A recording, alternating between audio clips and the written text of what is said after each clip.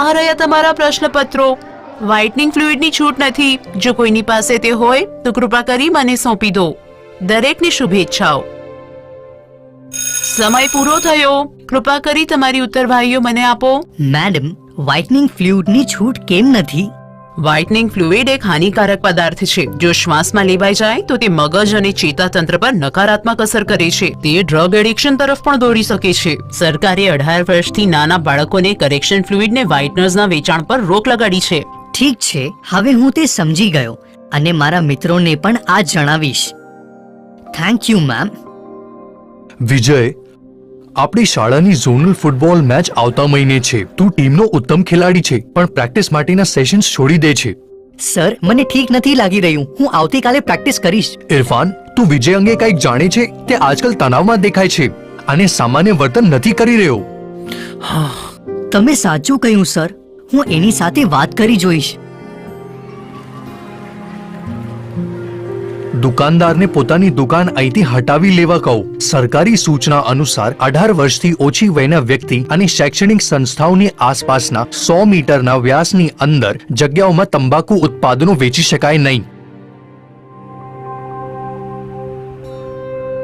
વિજય, તું એકલો કેમ બેઠો છે? શું વાત છે? ઇરફાન, એવું છે, મને મદદની જરૂર છે.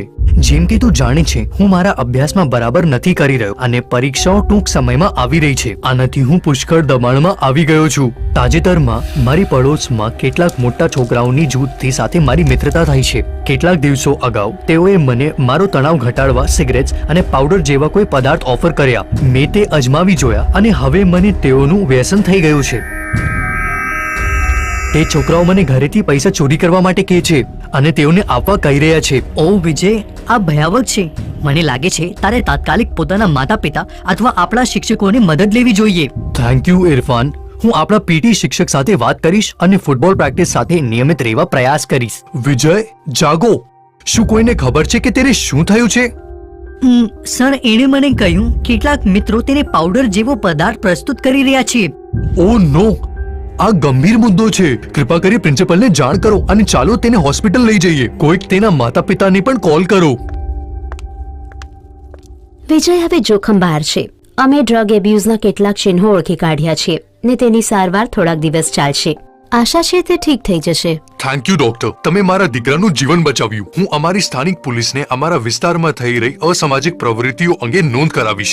ડોક્ટર, આ ખૂબ જ દુર્ભાગ્યપૂર્ણ છે. હું અમારી શાળાના પ્રિન્સિપલને એક જાગૃતતા કેમ્પ અને અમારા સિનિયર વિદ્યાર્થીઓ માટે અમારી શાળામાં પદાર્થોના દુરુપયોગને અટકાવવા પર કાઉન્સેલિંગ સેશનનું આયોજન કરીશ અને માતા પિતાને પણ આમંત્રણ આપીશ. અમે તમને આ કાર્યક્રમમાં બોલવા આમંત્રણ આપવા પણ ઈચ્છીશું. આ એક સારી પહેલ છે. હું એમાં આવીશ.